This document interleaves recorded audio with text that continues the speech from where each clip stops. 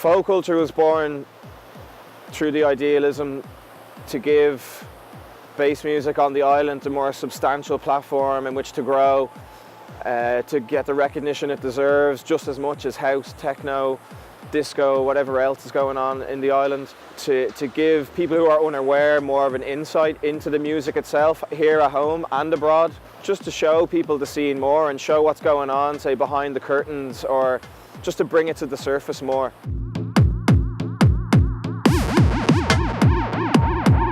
The bass music condensed for me in about few genres: drum and bass, jungle, dubstep in the past. Music where you can find a lot of bass, basically space and low frequencies which going through your body. Other genres doesn't contain that, actually just have a simple short bass, so you can call it short bass music or bass music, however you want it. Bass music scene, the bass culture in Dublin is good. I think there's a lot of people pushing it in different directions, which is actually great because it's expanding it. You know, you got like the likes of Rubadub, who's doing a lot of kind of like dub and like kind of reggae tech like stuff, and then you also have like Reggae Jungle Dublin, who's like kind of bringing like reggae tech and like jungle as well. There's still people who are doing old school jungle nights. There's still people who are doing drum and bass nights. And for such a small scene, for there to be that much diversity within the scene, I think it's like really healthy. I think that it's still small, but there's a lot of room to grow, and I think it is growing, and it's getting to a place now where record labels are more important and crews are less important, which I think is crucial for it to actually get to the next level, which I think it's going in that direction. Well, it seems to be that there's more of like a tribal element, like a community-based thing where everyone is there for the same reason, everyone's there for the love of the music. They're all dancing to their own rhythm. They're not there to look a certain way or to be seen or because this is a popular thing. It's just so wholesome, and the idealism behind it is just uncomparable. Bass music to me is everything. I feel like it's a life form in itself, kind of connects people together, brings humbleness, happiness and everything in between. More people that are getting involved from different circles obviously is going to make more of a population of people that are into bass music, and like it's not the same if there's only like 2 or 3 crews running irregular gigs. I tell the DJ what to play. Understand? Abscess Records began in Ireland, 2008, and basically it was idea to release my own music only and free music. I didn't have a plan to start a like professional record label with vinyl releases and other stuff on it, but with the days it's come more ideas. So in 2010 we did the first vinyl, then a couple of CD compilations, and now we are on the stage. We are basically pressing 2-3 vinyls per year. So that's how it started, and that's how it goes now.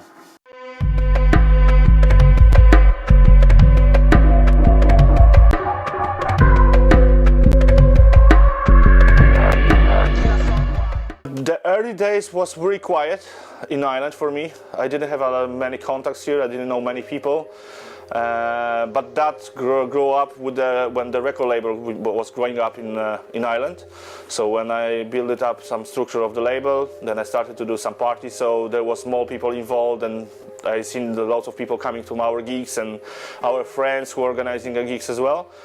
And nowadays it's again slowing down, so it's like a wave, you know, so it keeps changing. So the contrast depends of the time in your life, I think so. It's same like fashion, it's changed all the time.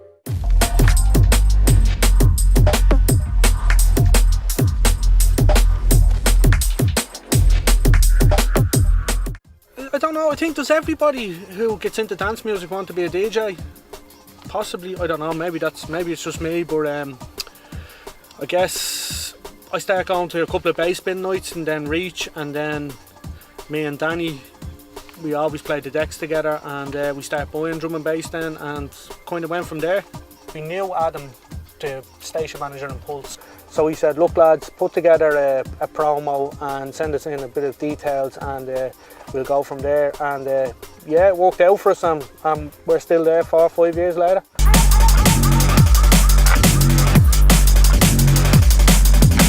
obviously Ireland drum and bass was kind of weighing here for a bit, you know. The scene was alright, but there wasn't many like producers getting out there and stuff, so, you know, all me and my mates decided, yeah, let's make a label, and some of them are still producing, most of them still aren't, but you know, kind of grew from there, and we got a little foothold in the UK and Bristol, and you know. I think now, to be honest, being able to go to Bristol and working with Bowie Audio has really opened my eyes to something that's important to me, more important to me than just doing shows. And I think really every show that I do with Bowie Audio now is like, just keeps getting better.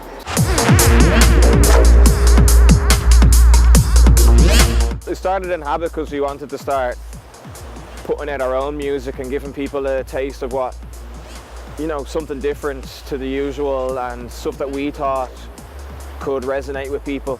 And I don't know, we have nights going on in Dublin, gaining more and more impact, and hopefully we can make a big noise on the scene with that.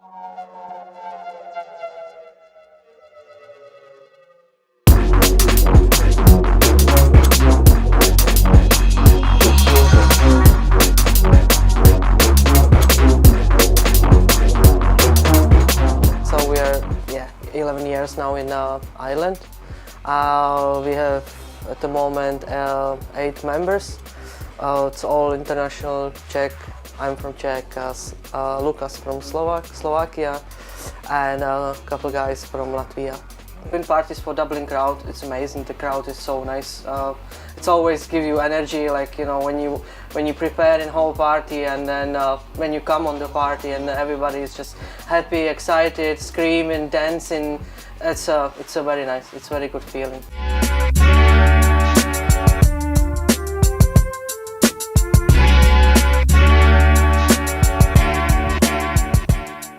Since I got into Reggae Jungle Dublin, I really seeing this, that more and more people coming to this kind of events, and I'm participating in other events as well. So I see that crowd is getting bigger, and this culture, underground culture, is kind of rising up. My first gig, as soon as I joined in, it was my kind of first with Reggae Jungle. Straight away you feel the energy.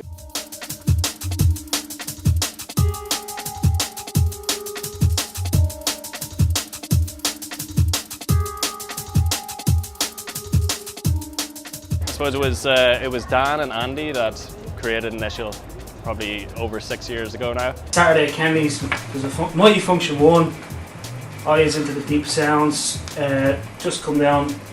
At the start it was a lot more radio focused, did a slot on Power FM, and Alex Crooks was a member at that point. How the current lineup came about, I suppose I was doing the radio regularly, became great friends with Andy, got to know Dan, and they invited me to come in and play with them.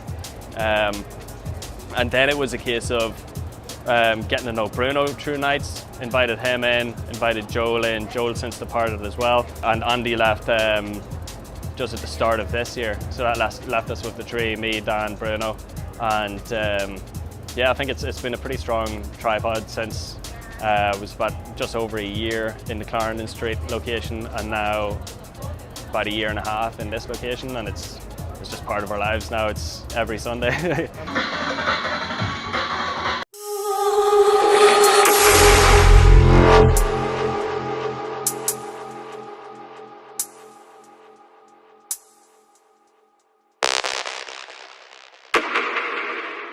I was first exposed to bass music probably when I started off in secondary school. Started hearing different things between dubstep, grime, all that kind of stuff. Then in 2009 when Sub Focus dropped Time Warp, that was it for me. It was drum and bass, drum and bass. Let's go! Bowie Audio!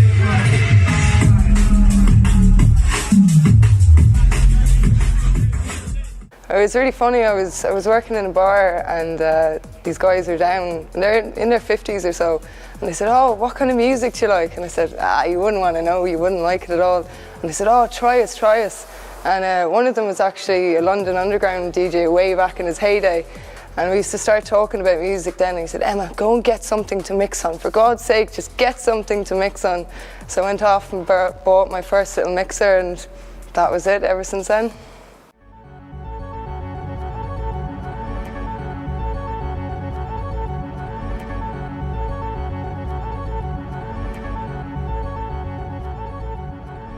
Over the years, just at parties, I've seen lots of like hard trance and weird stuff, and I kind of liked that, but it wasn't really, you know, it was just like cool enough. But then I heard like dubstep for the first time.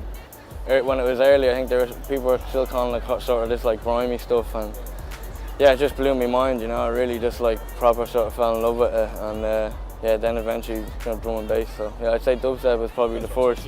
Dubstep was the real like pivotal moment where I was like, oh, like I fucking love this, you know. Like instead of being like, oh, this is cool, I was like fucking, you know, really into it. It's probably the age I was at too, but yeah.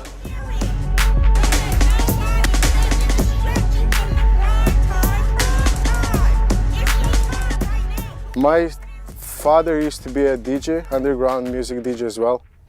And so since I was a kid, I had in my home like big stack of CDs, different music, different styles. So every night he used to give me, let's say, one CD. Okay, this night listen for this one, you know. Let me think, say me what do you think about this or something like this, you know. So I went through loads of different styles, you know. And so the knowledge of different music I knew from like since I was a kid, that it's loads of differently, not just what we heard in radio or something, you know.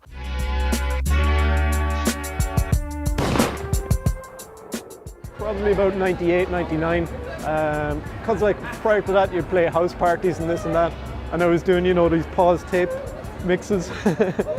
So, you know, that's great and everything like this, but you know, when you could play out in a proper legitimate venue and you're playing to, you know, you're playing to people who are not just your friends, who already know what tunes you're going to play because they've heard you doing the mixtapes up in your bedroom and a whole lot like this, you know what I mean? So yeah, that really changed things up at that point. When I was about 16, turned 17, I started going into nightclubs in town, and started going to this night Strange Ways in the Lost Society. That was predominantly dubstep focused, but they had drum and bass now and then in the second room. And I just thought, this is it, I love this so much.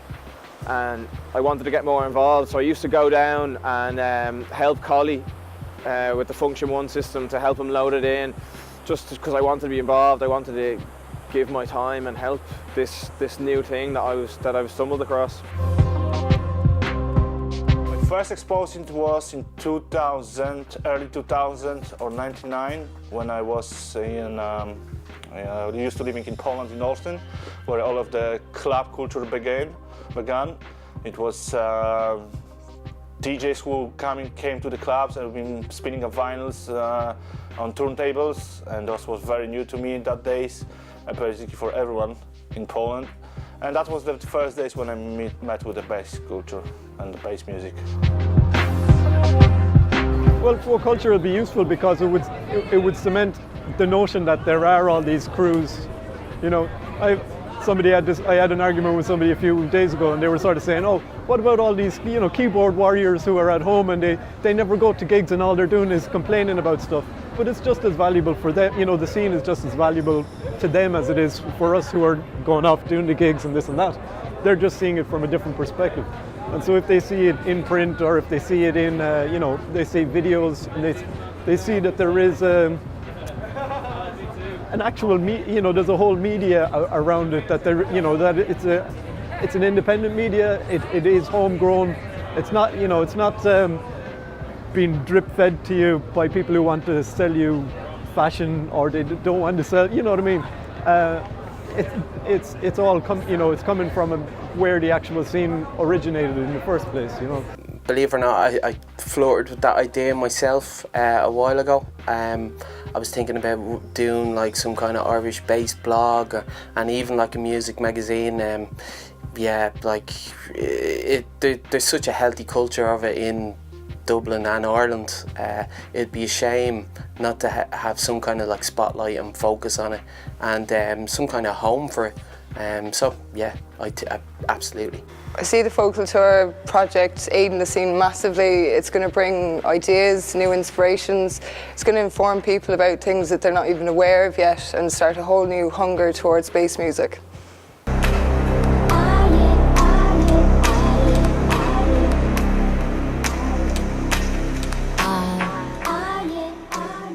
Yeah, it's a great idea to have folk culture out to do it as a magazine. I think it'd be great for people to let know what's going on in the scene and what's going on in town in the clubs.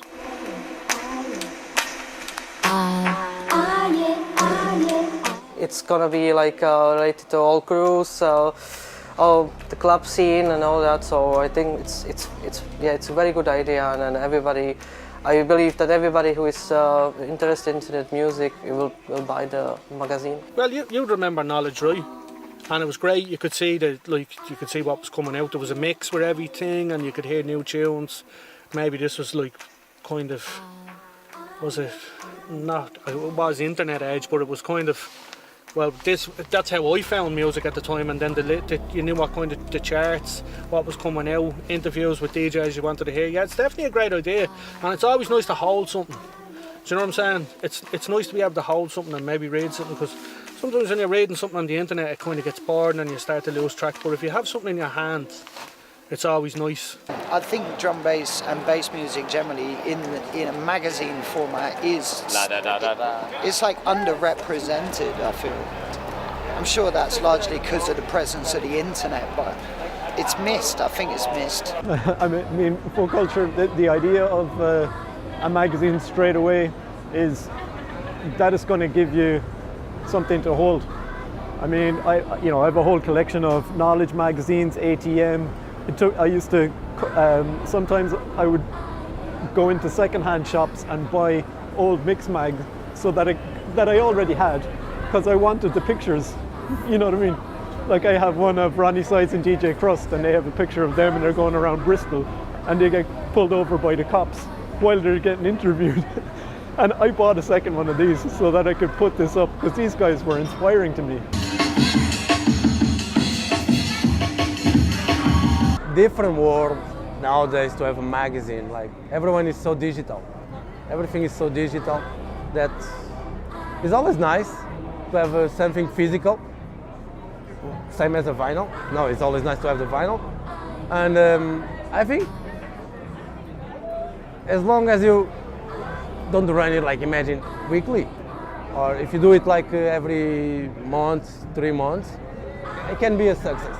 Compared to like 4/4 magazine, they've literally like changed the face of dance music, house and techno anyway. So they have constant articles and information for new and upcomers to like get info on gigs and stuff. So I think it's a great idea. Like there's always been such a bass scene in Ireland, and definitely think that it's a great idea. And I feel like a lot of the people who go to the gigs don't actually know what's going on with the artists or with the scene. A lot of the times people will come to the gigs and they'll see something, or they'll hear a few things, or they'll have their group of friends that's isolated from what's actually going on in the bigger picture of the scene.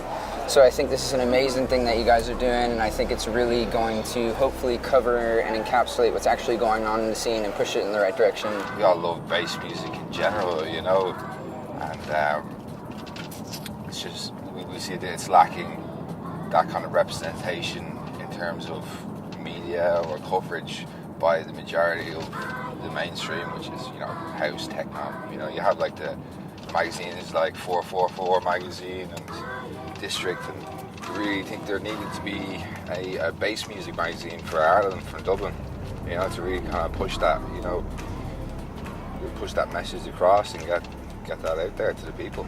Yeah, man, it's great. I love what you're trying to do, man, because anything that can push the scene is brilliant. And the label, the magazine, the nights, man, you're doing it all. Like you've got it on lock at the minute, and hopefully you can push the scene further and we can get more people into it. You know what I mean? It's because I'm getting older now, man. You're the younger generation coming through, and we need the younger blood coming through. And hopefully you can capitalise on that and get people to the night. I hope so. Folk Culture magazine will help to get the targets and put all of the people, artists, promoters, and a crowd, and the people who listen music and buying records all together, and this will be a big win for everyone. Taking a moment to look at what the other crews are doing and celebrating and saying, look, you know, how did that gig go? What was the review of it? You know, what was good? What was bad? What did people think? It's nice to just take that timestamp and have a record of it, because a lot of times we just do gig after gig, and it's nice to look back or have some kind of memorabilia to look back on. I think that's what this magazine will give, that we'll be able to say, look, that was that was something cool that the crews did, and there it is recorded for us.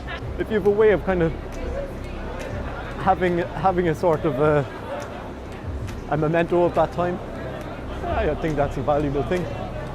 You know, like it worked for the whole 20th century.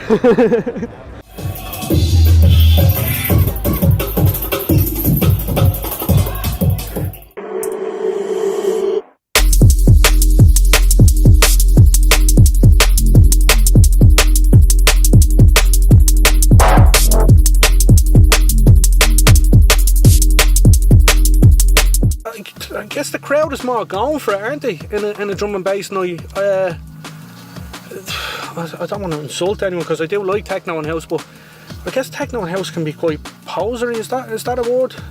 But drum and bass always seems to be everyone's there for the music. Everyone's there, like, knows the tunes, knows everything, and yeah, man, it's just a different vibe at the drum and bass thing, isn't it? On the scene, it was easy to make friends. Like everyone, like the crowd is so friendly that you can easily just go to a night, you go to the next night, you start to see the same faces, and you start to meet them. You know, when you come from different country and you wanna, like, you know, get the new friends, or and you have something in common.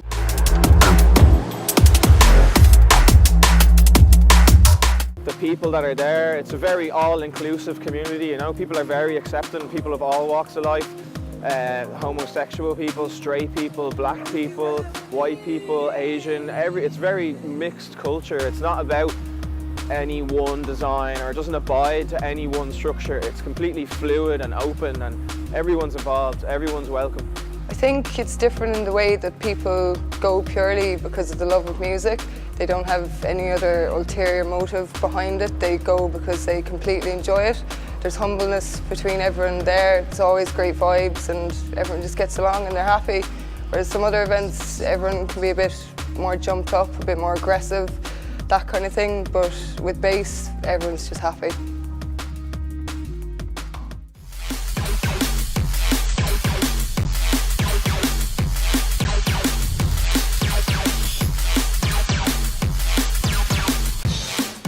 But yeah, I mean, if it keeps going the way it's going, hopefully it just, if it does that, I'll be happy, you know. There's like, every year there's more producers. I think that's one of the main things. You know, all the different brands are pushing it. They're all pushing a different style, and you know, there's a lot of variety in the scene at the minute. Yeah, I think it's the only way forward now for the scene. I think drum and bass is where the heart is, you know what I mean.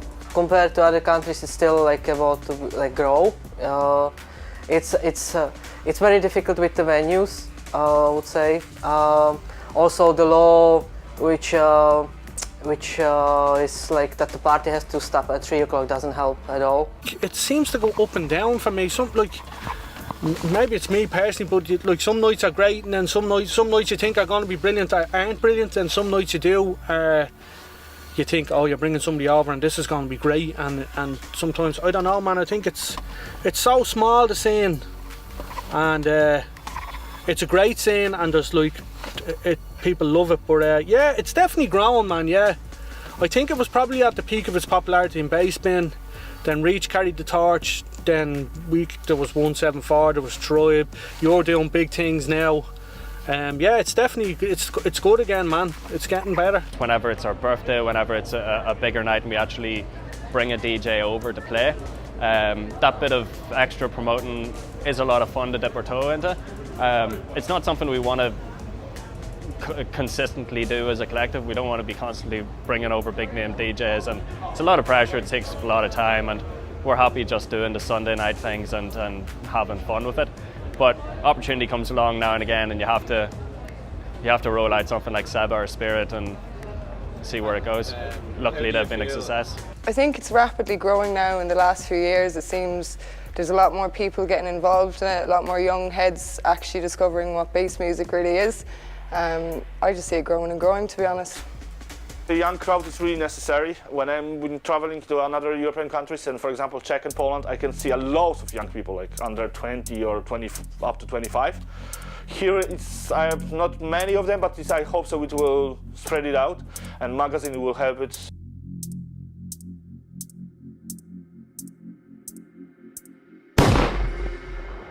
Hey guys, this is Yul. Make sure you're gonna make it for Fochultúr. It's difficult! It's difficult! Fochultúr. Bruno Initial. Check the Fochultúr magazine. Fochultúr. Check the Fochultúr magazine. The Fochultúr magazine. Gonna be here all night, like. All right. Jeez, those look good. Yeah, go on. Salt and vinegar noodles are the most unweighted crisp of the century. And tell me, what's that? Fucking terrible. Okay, and tell me just to describe briefly, to people who don't know, what is bass music? Bass music. I'm going to butcher this question, so. Obviously, pay respect to them and homage to them in different ways, but we need to, develop our own sounds. Yeah, fuck them. Exactly. Posters of girls on your wall when you were young. I wasn't allowed to have any posters of girls on the wall at home. Oh, Nixon Grave from the depths of West Cork, Ireland. Oh God, I looked at the fucking camera. Step from Reggae Jungle Dublin crew. Don't forget to get the Fochultúr magazine at... Oh, it was perfect. The date, fucking date, always the date, my history. You say, look at the camera and say, be sure and check out Fochultúr coming soon. Make sure you check out Fochultúr coming soon.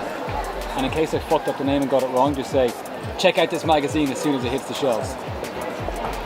Make sure you check out the new magazine. It's going to be hitting the shelves soon. What's your favourite film?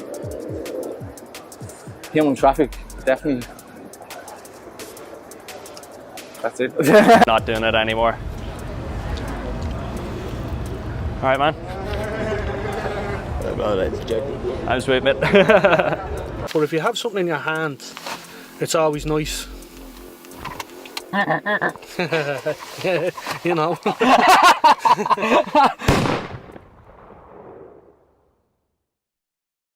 Hi, this is Dan Degree from Initial. Make sure and check out Fochultúr magazine when it drops. Check out Fochultúr magazine coming soon. How's it going? Ricky Force here, Pressing Hard Records. Just a little reminder for y'all to pick up your copy of Fochultúr magazine. James from Initial Crew here. Be sure to check out Fochultúr when it drops. 13th of April, do not miss this. Let's bang on, we'll do it again. Just say, actually, no, it's fine. Sure? Yeah. Happy with that? Yeah.